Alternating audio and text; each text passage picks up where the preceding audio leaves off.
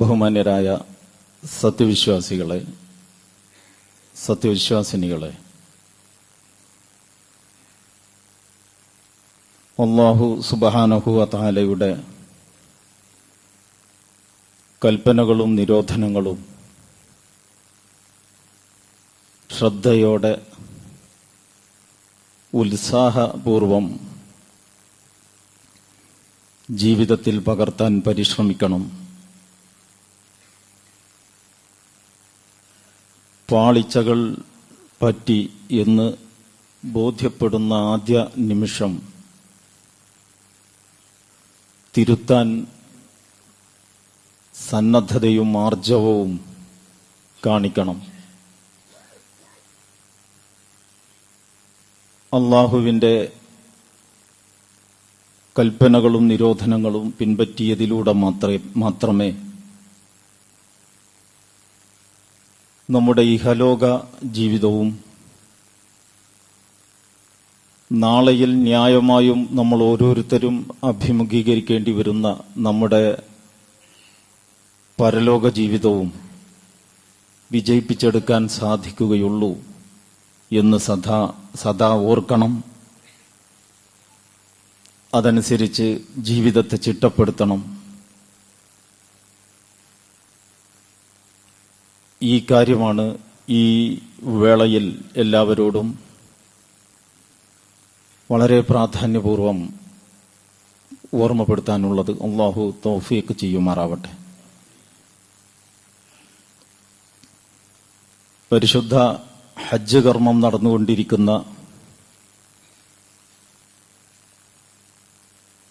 ഹജ്ജിലല്ലാത്ത ആളുകളും ഹജ്ജിലേതുപോലെ ജീവിതത്തിൻ്റെ സൂക്ഷ്മതയിലും ഭക്തിയിലും പുണ്യങ്ങൾ വർദ്ധിപ്പിക്കുന്നതിലും ഉത്സാഹപൂർവം പങ്കാളികളാവണം എന്നതാണ് ഹജ്ജിന്റെ സന്ദർഭത്തെ സംബന്ധിച്ചുള്ള ഇസ്ലാമിക അധ്യാപനങ്ങൾ പരിശോധിക്കുമ്പോൾ നമുക്ക് കാണാൻ കഴിയുന്നത്.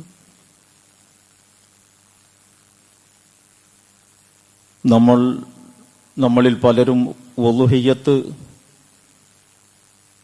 ഉദ്ദേശിച്ചുകൊണ്ട് ചെറിയ മൃഗത്തിനെ അതിൻ്റെ രീതി അനുസരിച്ചും വലിയ ഉരുക്കളിൽ അതിൻ്റെ പങ്കാളിത്ത സ്വഭാവത്തിലും ഒക്കെ ഏർപ്പെട്ട ആളുകളുണ്ടാവും.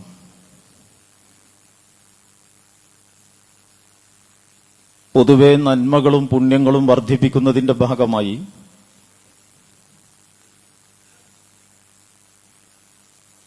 ഐച്ഛികമായ നോമ്പുകൾ, അറഫാ നോമ്പ് കൂടാതെ തന്നെ സാധാരണഗതിയിൽ ആളുകൾ ഏർപ്പെടുന്ന സന്ദർഭവുമാണിത്. ആളുകൾ ഹാജിമാർ അറഫയിൽ സംഗമിച്ചത് ഇന്നലെയാണ്. ഇന്ന് അവിടെ യൗമുൻ നഹർ ആണ്. ആളുകൾ അവിടെ അറഫയിലുള്ള സന്ദർഭത്തിൽ നോമ്പെടുക്കലാണ് അറഫ നോമ്പിന്റെ ചൈതന്യം എന്ന് മനസ്സിലാക്കിയവർ ഇന്നലെ നോമ്പെടുത്തിരിക്കും. സാധാരണ ദുൽഹജ്ജ് 9 ചന്ദ്രമാസ രീതി അനുസരിച്ച് നമ്മുടെ നാട്ടിലെ പിറ കാണുമ്പോഴാണ് നമ്മൾ തീരുമാനിക്കുന്നത്.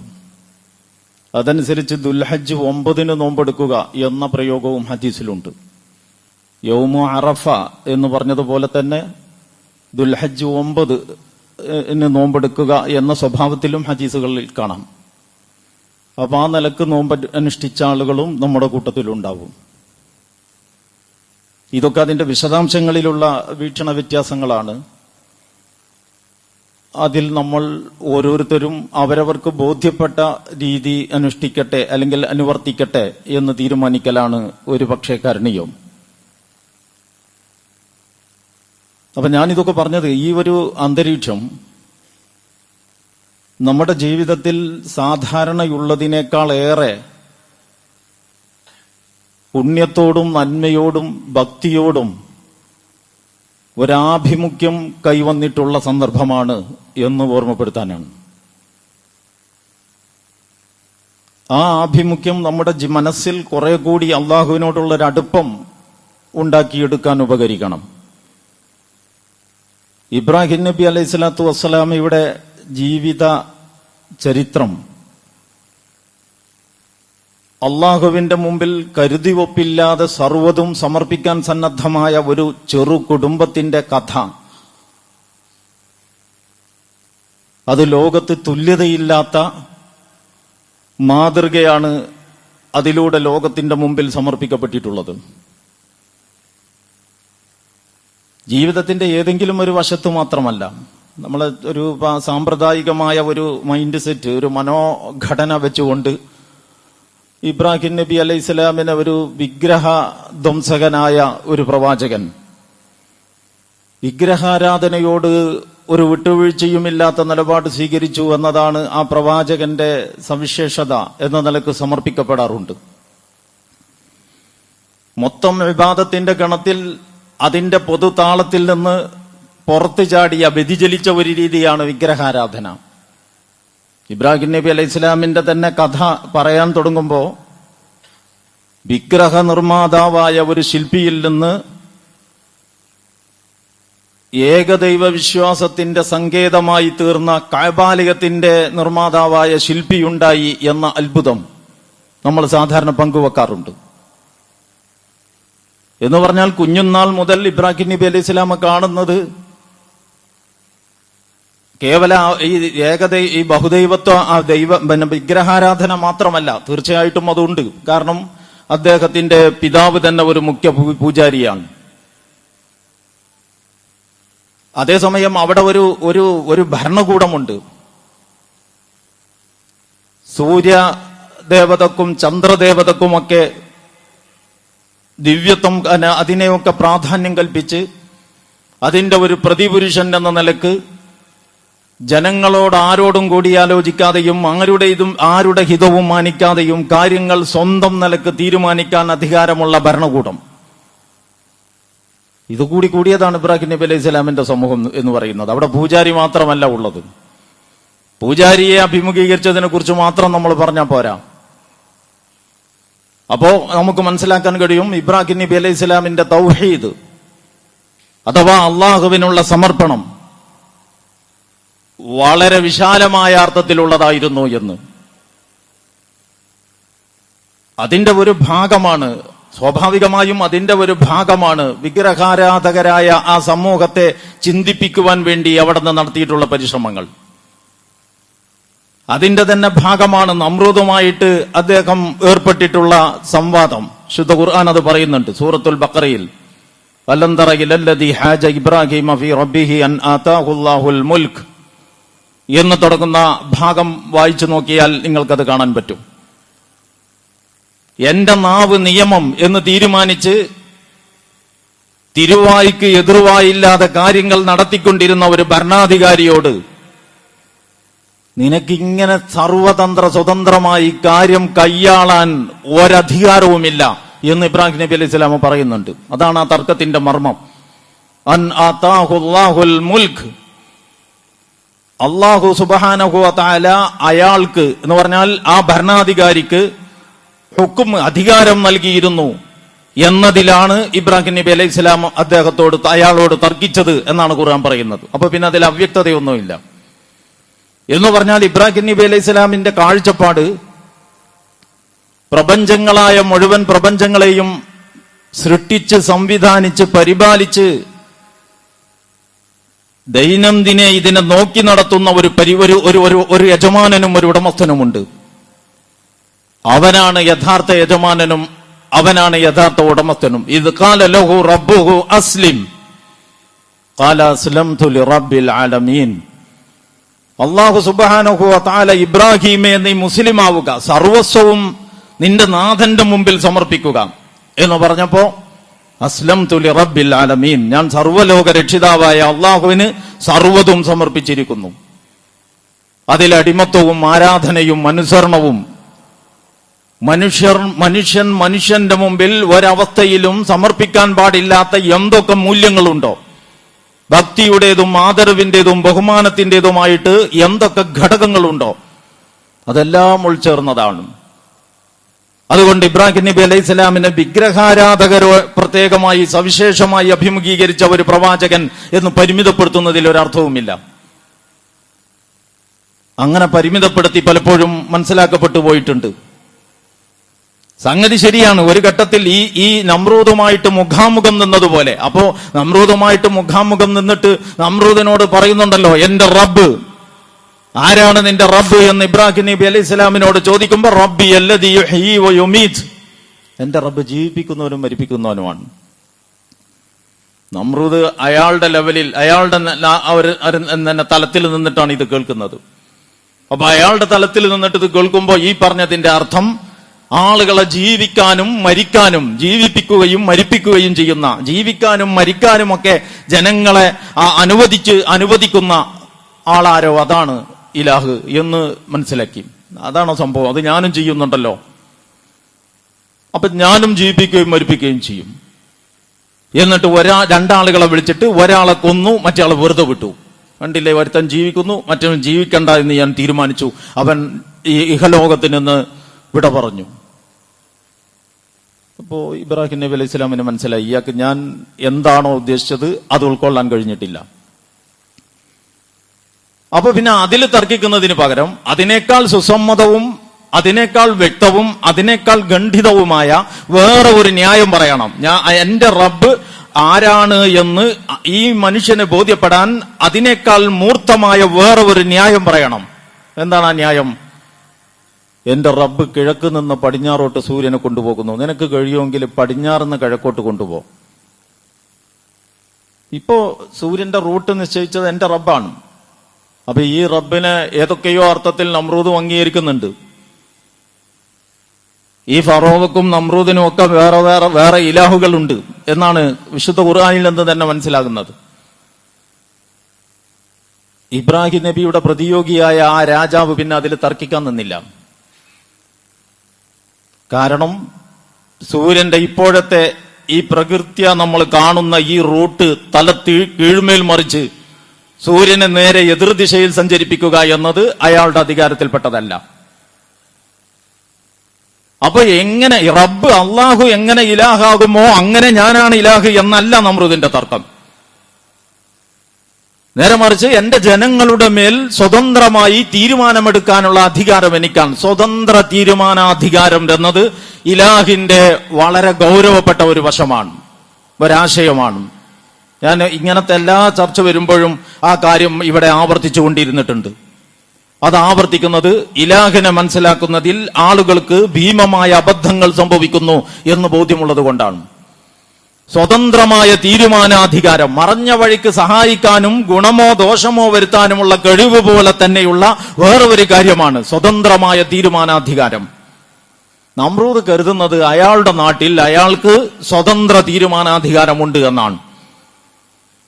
ഇബ്രാഹിം നബി അലൈഹി സ്വലാം ചെന്നിട്ട് പറയുന്നതോ, തീരുമാനങ്ങളൊക്കെ നിങ്ങൾക്ക് എടുക്കാം, പക്ഷെ അത് സ്വതന്ത്രമായി കൂടാ. പിന്നെയോ, എല്ലാത്തിന്റെയും റബ്ബാരാണോ അവന്റെ ആജ്ഞകൾക്ക് വിധേയമായിരിക്കണം. അള്ളാഹുവിനെ റബ്ബായി അംഗീകരിച്ച ശേഷം നീ ഭരിച്ചോ, കുഴപ്പമില്ല. അള്ള നിന്നോട് എന്തൊക്കെ വിലക്കിയോ അതൊക്കെ നീയും വിലക്ക്. അള്ള നിന്നോട് എന്തൊക്കെ കൽപ്പിച്ചോ അതൊക്കെ നീ കൽപ്പിക്ക്. അള്ള എന്തൊക്കെ അനുവദിക്കാൻ സമ്മതിച്ചോ അതൊക്കെ നീ ജനങ്ങൾക്ക് അനുവദിച്ചു കൊടുക്ക്.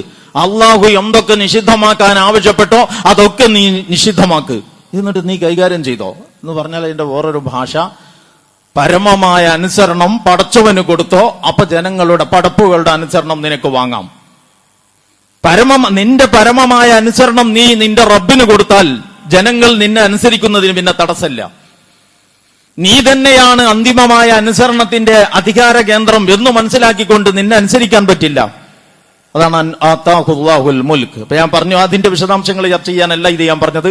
ഈ ചർച്ചയും ഈ സംവാദവും ഒരേപോലെ അവിടെ സജീവമാണ്. ഖുർആൻ നിങ്ങൾ എടുത്തു നോക്കൂ. വിഗ്രഹങ്ങളെ വിളിച്ചു പ്രാർത്ഥിക്കുന്നതിന്റെ നിരർത്ഥകത ബോധ്യപ്പെടുത്താൻ ഇബ്രാഹിം നബി അലൈഹി സ്വലാമു വല്ലാഹി ലഅഖീദന്ന അസ്നാമക്കും എന്ന് പറഞ്ഞിട്ട് ആ വിഗ്രഹങ്ങളുമായിട്ടൊരു തന്ത്രം പ്രയോഗിക്കുന്നുണ്ട്. വിഗ്രഹ വിരോധം കൊണ്ട് വിഗ്രഹം തല്ലി ഉടച്ചതല്ല ഇബ്രാഹിം നബി അലൈഹി സ്വലാം. വിഗ്രഹ വിരോധം കൊണ്ട് വിഗ്രഹം തല്ലി ഉടച്ചതായിരുന്നുവെങ്കിൽ ഏറ്റവും ആദ്യം ഉടക്കേണ്ടത് ഏറ്റവും വലിയ വിഗ്രഹത്തെയാണ്. കാരണം ഏറ്റവും കൂടുതൽ ആളുകൾ ഭക്തി പുലർത്താൻ സാധ്യതയുള്ളത് ഈ ചെറു വിഗ്രഹങ്ങളുടെ നടുക്ക് തല ഉയർത്തി നിൽക്കുന്ന ആ വലിയ വിഗ്രഹത്തോടാണ്. സ്വാഭാവികമാണത്. അപ്പൊ ആദ്യം തള്ളിപ്പൊളിക്കേണ്ടത് അതാണ്. പക്ഷെ അത് തകർത്തിട്ടില്ല. ചെറുതൊക്കെ തകർത്തു. അവരുടെ ഒരു ആഘോഷ ദിവസം അവർ പള്ളി വിട്ടു പോയപ്പോ ജനമൊഴിഞ്ഞ നേരത്ത് അദ്ദേഹം വന്നിട്ട് ഈ ആരാധനാലയ ദേവാലയത്തിൽ കയറിയിട്ട് ചെറു വിഗ്രഹങ്ങളൊക്കെ ഒരു കോടാലി കൊണ്ട് കൊത്തി നുറുക്കി ഈ കോടാലി വലിയതിന്റെ കഴുത്തിൽ കെട്ടിത്തൂക്കി. മംഫാല ആളുകൾ തിരിച്ചു വന്നു നോക്കുമ്പോ മംഫാല ഹാദാ ബി അലിഹത്തിന യാ ഇബ്രാഹിം. ആളുകൾ ഇങ്ങനെ പരസ്പരം ആരാണ് നമ്മുടെ ഇലാഹുകളെ കൊണ്ട് ഇത് ചെയ്തത്, ഈ വേല ഒപ്പിച്ചത്? അപ്പൊ സമിഅന ഫതൻ യദ്കുറുഹും യുഖാലു ലഹു ഇബ്രാഹിം. ഇബ്രാഹിം എന്ന പേരിൽ ഒരു ചെറുപ്പക്കാരൻ ഇവയെയൊക്കെ ആക്ഷേപിച്ച് പറയുന്നത് പലപ്പോഴും കേട്ടിട്ടുണ്ട്. എന്നാ പിന്നെ അവനെ പിടിക്ക്. അങ്ങനെ ഇബ്രാഹിം നബിയെ കൊണ്ടുവന്നിട്ട് ഈ കൊത്തി നുറുക്കപ്പെട്ട് തലങ്ങും വിലങ്ങും കിടക്കുന്ന ഈ വിഗ്രഹങ്ങളുടെ നടുക്ക് തലയുയർത്തി നിൽക്കുന്ന വലിയ വിഗ്രഹത്തിന്റെ മുന്നിൽ ഇബ്രാഹിമിനെ നിർത്തിയിട്ട് മൻ ഫഅല ഹാദാ ബി ആലിഹത്തിന യാ ഇബ്രാഹിം, ഇബ്രാഹിമെ, ഞങ്ങളുടെ ഈ ഇലാഹുകളെ കൊണ്ട് ഈ വേല ഒപ്പിച്ചത് ആരാണ്? ഇബ്രാഹിം നബി അലൈഹി സ്വലാം അവരോട് പറഞ്ഞു, ആ വലുതാ നിൽക്കണ അതിനോട് ചോദിച്ചു നോക്ക്. എന്നോട് ചോദിക്കേണ്ട എന്ത് കാര്യമുള്ളത്? നിങ്ങളുടെ എല്ലാ കാര്യവും ഏൽപ്പിക്കുന്ന അത്രയും ശക്തനായ ഒരുത്തൻ അവിടെ നിൽക്കുമ്പോ പിന്നെ എന്നോട് ചോദിക്കണോ? ആ വലുത് നിൽക്കുന്നു, അതിനോട് ചോദിച്ചു നോക്ക്. ഇതൊക്കെ അല്ലാഹ് ഖുർആൻ പറയുന്നുണ്ട്. അവറ്റങ്ങളും മിണ്ടൂല, സംസാരിക്കൂല എന്ന് നിനക്കറിഞ്ഞൂടെ? അപ്പൊ പിന്നെ മുണ്ടയും കാണുകയും സംസാരിക്കുകയും കേൾക്കുകയും ചെയ്യാത്തവനെയാണോ നിങ്ങൾ വിളിച്ചു പ്രാർത്ഥിക്കുന്നത്? എന്ന് പറഞ്ഞാൽ വിഗ്രഹാരാധകരായ, അതിനോട് അടിമുടി അവരുടെ രക്തത്തിൽ വരെ ആ വികാരങ്ങൾ ഉൾച്ചേർന്നു പോയ ഒരു സമൂഹത്തെ കൊണ്ട് അവർ ചെയ്യുന്ന ആ പ്രവൃത്തിയുടെ നിരർത്ഥകത ബോധ്യപ്പെടുത്താൻ അദ്ദേഹം ശ്രമിച്ചിട്ടുണ്ട്, ഒരു സംശയവുമില്ല. പക്ഷേ ആ ശ്രമം അതൊരു ജീവിതത്തിലെ ഒരു വേറിട്ട ശ്രമമല്ല. ജീവിതത്തെക്കുറിച്ചുള്ള മൊത്തം കാഴ്ചപ്പാടിന്റെ സ്വാഭാവികമായ ഒരു ഭാഗമാണത്. അതേ കാഴ്ചപ്പാടിന്റെ ഭാഗം തന്നെയാണ് ഇപ്പുറത്ത് നമ്രൂദുമായിട്ട് നേരത്തെ പറഞ്ഞതുപോലെ സംവാദത്തിൽ ഏർപ്പെടുന്നത്. കാരണം ഇബ്രാഹിം നബി അലൈഹിസ്സലാം തന്റെ ജീവിതം പ്രപഞ്ചനാഥനായ റബ്ബുൽ ആലമീന് മാത്രം സമർപ്പിക്കണം എന്ന നിലപാടുള്ള ആളാണ്. വേറെ ഒരു ആരാധന മൂർത്തിയും അവിടെയില്ല. വേറെ ഒരു ഓർഡർ ഇടാൻ വേറെ ഒരു കേന്ദ്രവുമില്ല. കൽപ്പിക്കാനോ നിരോധിക്കാനോ അധികാരമുള്ള മറ്റൊരു സങ്കേതവുമില്ല. എല്ലാം പ്രപഞ്ചത്തിന്റെ നാഥനാണ്. അവനോട് ആഭിമുഖ്യം പുലർത്തി, അവനെ അനുസരിച്ച്, അവന് വിധേയപ്പെട്ട്, അവന്റെ ഓർഡറുകളെ കാതോർത്ത്, അവന്റെ ആജ്ഞകളെ ശിരസാ വഹിക്കാൻ സദാ ജാഗ്രത പുലർത്തി, അവനു വേണ്ടി അവന്റെ അടിമ ഭൂമിയിൽ തലയുയർത്തി നിൽക്കുക. ഇതാണ് മനുഷ്യന്റെ ജീവിതത്തിന്റെ ദൗത്യം എന്ന് പഠിപ്പിക്കുകയാണ് ഇബ്രാഹിം നബി അലൈഹിസ്സലാം. ഈ വിശാലതയോടെ ഇബ്രാഹിം നബി അലൈഹി സ്വലാമിന്റെ അധ്യാപനങ്ങളെ കാണാൻ നമുക്ക് കഴിയണം എന്നതാണ് ഒരു കാര്യം.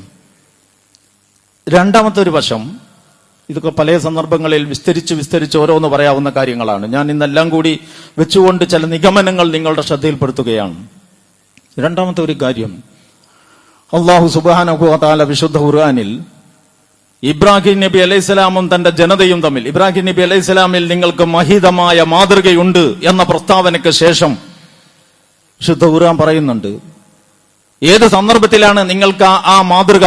ഇത് ഖാലൂ ലിഖൗമിഹിം ഇന്ന ബുറാഅു മിൻകും വമിമ്മാ തഅബുദൂന മിൻ ദൂനില്ലാഹ് കഫർനാ ബികും വബദാ ബൈനനാ വബൈനകുമുൽ അദാവത്തു വൽ ബഗ്ളാഹു അബദൻ ഹത്താ തുഅ്മിനൂ ബില്ലാഹി വഹ്ദഹു.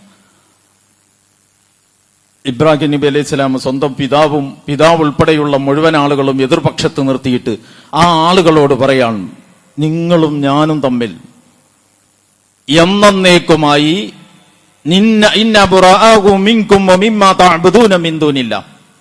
അള്ളാഹുവിനെ കൂടാതെ നിങ്ങൾ വിളിച്ചു പ്രാർത്ഥിച്ചുകൊണ്ടിരിക്കുന്ന ഇതിൽ നിന്നൊക്കെ ഞാൻ ഒഴിവാണ്. നിങ്ങൾ ഈ ചെയ്തുകൊണ്ടിരിക്കുന്ന ഒരു ദുരാചാരത്തിനും എന്റെ മേലൊപ്പില്ല, എന്റെ അംഗീകാരമില്ല, എന്റെ കൂട്ടും പിന്തുണയുമില്ല. അത് നിങ്ങൾ ശരിക്കും മനസ്സിലാക്കണം. മാത്രമല്ല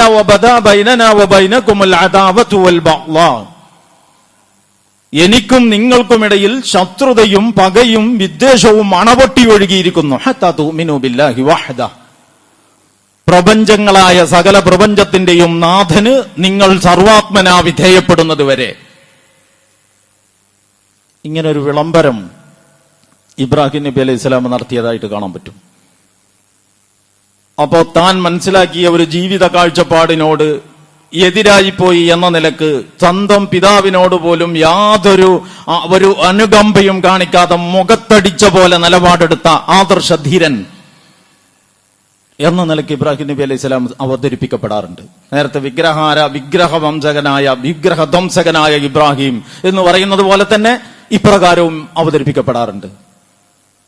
പക്ഷെ ഖുർആനിൽ നമ്മൾ പഠിക്കുമ്പോൾ ഇങ്ങനെ ഈ ഒരു നിലപാട് ഇബ്രാഹിം നബി അലൈഹി സ്വലാം എടുത്തിട്ടുണ്ട്.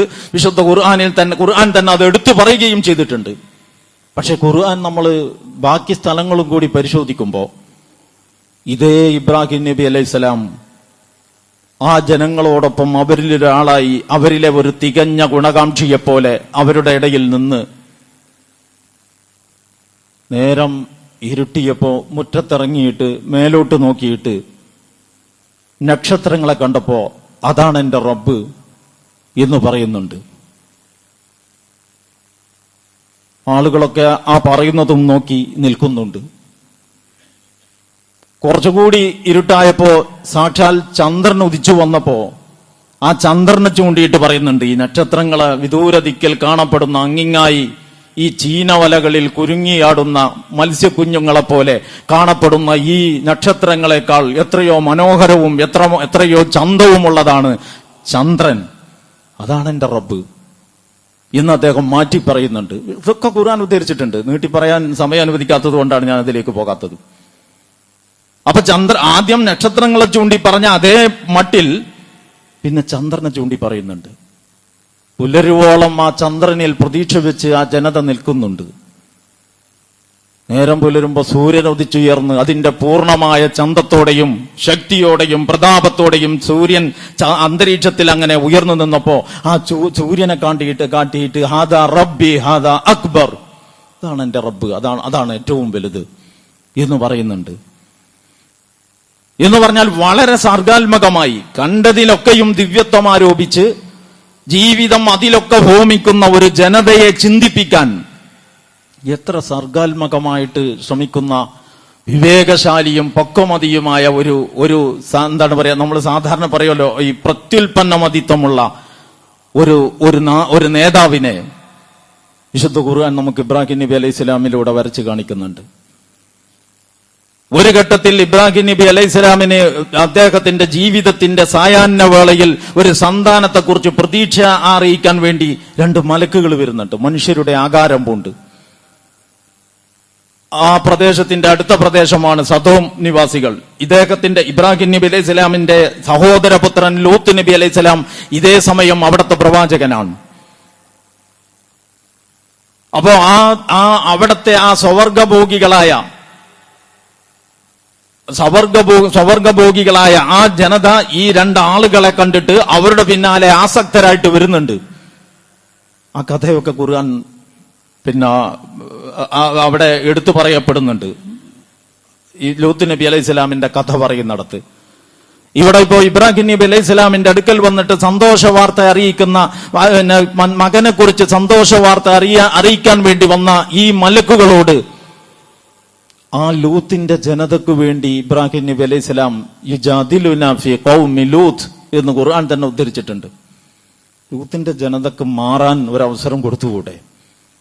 അവരിൽ അവസാനത്തെ ആളും കുറ്റവാളിയാണ് എന്ന് റബ്ബെ പറയാൻ പറ്റുമോ? അവരിൽ നല്ലവരുണ്ടെങ്കിലോ, ആ നന്മ അവരിൽ പ്രചരിച്ചെങ്കിലോ, അങ്ങനെ ദുർമാർഗികൾ പത്തി മടക്കി പരാജയം സമ്മതിച്ച് സൽപാന്താവിലേക്ക് വന്നെങ്കിലോ, അടി കീഴ്മേൽ മറിക്കുന്ന ഒരു കടുത്ത ശിക്ഷയ്ക്ക് മുമ്പ് അവർക്കൊരവസരവും കൂടി കൊടുത്തുകൂടെ എന്ന് ഇത്രയും ദുർവൃത്തരായ ജനങ്ങളിൽ പ്രതീക്ഷ വെച്ച് പുലർത്തിക്കൊണ്ട് റബ്ബിനോട് തർക്കിക്കുന്നവർ ഇബ്രാഹിം നബി അലൈഹി സ്വലാം ഉണ്ട്. ഞാൻ പറയുന്നത് ഏതെങ്കിലും ഒരു ആയത്ത് വെച്ചിട്ട് അല്ലെങ്കിൽ ഒരു സംഭവം വെച്ചിട്ട് ഒരു വലിയ പുരുഷായുസ് മുഴുവൻ അള്ളാഹുവിന്റെ മാർഗത്തിൽ ലോകത്ത് തുല്യതയില്ലാത്ത ബഹുവിധ പ്രവർത്തനങ്ങളിൽ ഏർപ്പെട്ട ഒരു പ്രവാചകനെ ഏതെങ്കിലും ഒരു ആയത്തോ ഒരു സൂറത്തിലെ ഒരു പ്രയോഗമോ വെച്ചിട്ട് നമുക്ക് മനസ്സിലാക്കാൻ കഴിയില്ല.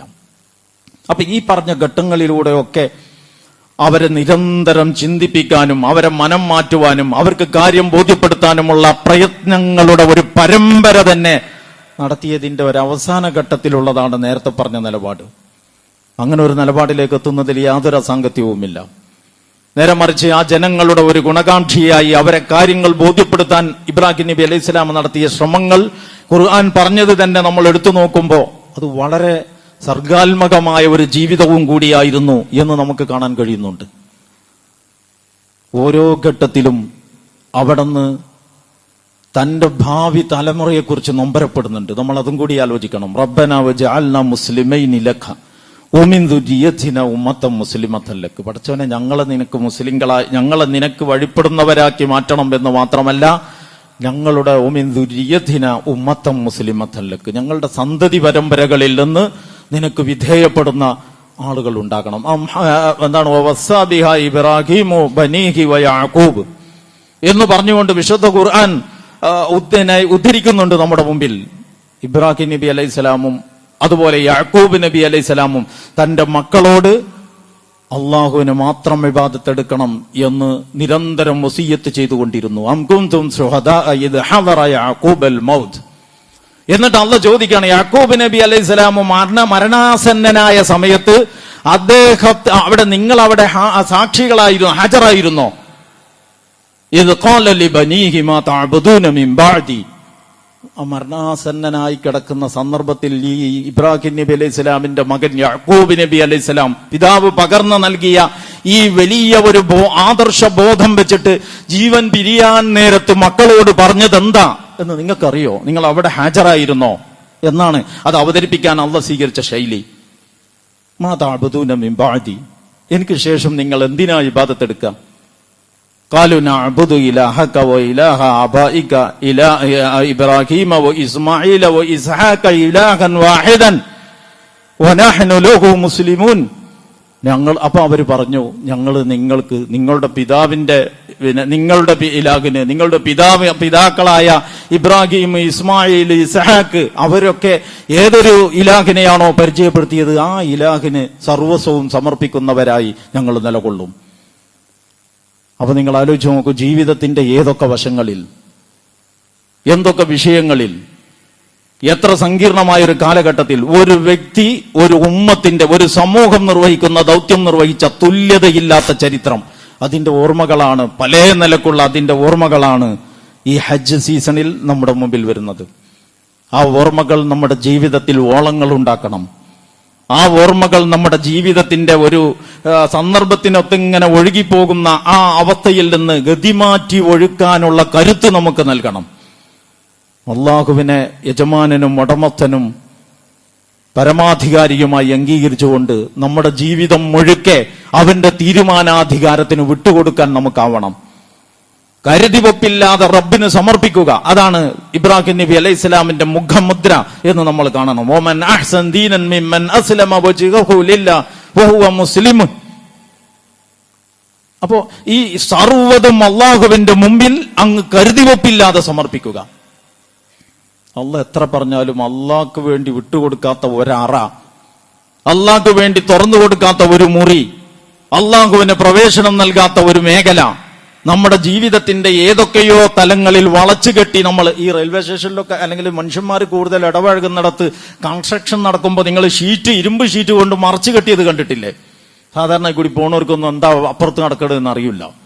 ഇങ്ങനെ ജീവിതത്തിന്റെ ഓരോ ഭാഗങ്ങളിലും അവരവരുടെ താല്പര്യങ്ങൾക്കനുസരിച്ച് ഓരോന്നും മറച്ചു കെട്ടിയിട്ട് ഒളിച്ചു കൂടെ കൊണ്ടു നടക്കാൻ ഒന്നും തന്നെ ബാക്കിയില്ലാത്ത സമർപ്പണം, അതാണ് കരുതിവെപ്പില്ലാത്ത സമർപ്പണം. ഇതാണ് ഇബ്രാഹിം നബി അലൈഹി സ്വലാമിന്റെ മാതൃക. അതാണ് ഇബ്രാഹിം നബി അലൈഹി സ്വലാമിനെ യുഗപുരുഷനാക്കിയത്. അതാണ് പരീക്ഷിക്കപ്പെടുന്നത്. അത് തന്നെയായിരിക്കും എക്കാലത്തെയും പരീക്ഷണം. ആ ഒരു ഗൗരവത്തിൽ ഇബ്രാഹിം നബി അലൈഹി സ്വലാമിനെ സംബന്ധിച്ച ഈ സ്മൃതികളിൽ നിന്ന്, ഈ ചരിത്ര മുഹൂർത്തത്തിൽ നിന്ന്, പെരുന്നാളിന്റെയും ഹജ്ജിന്റെയും ഓർമ്മകളിൽ നിന്ന് നമ്മൾ ഓരോരുത്തരും പാഠങ്ങൾ ഉൾക്കൊള്ളണം എന്ന് മാത്രമാണ് ഈ സന്ദർഭത്തിൽ ഓർമ്മപ്പെടുത്താനുള്ളത്. റഹ്മാനായ റബ്ബ് അതിനുള്ള തൗഫീക്ക് നമുക്ക് നൽകി അനുഗ്രഹിക്കുമാറാവട്ടെ.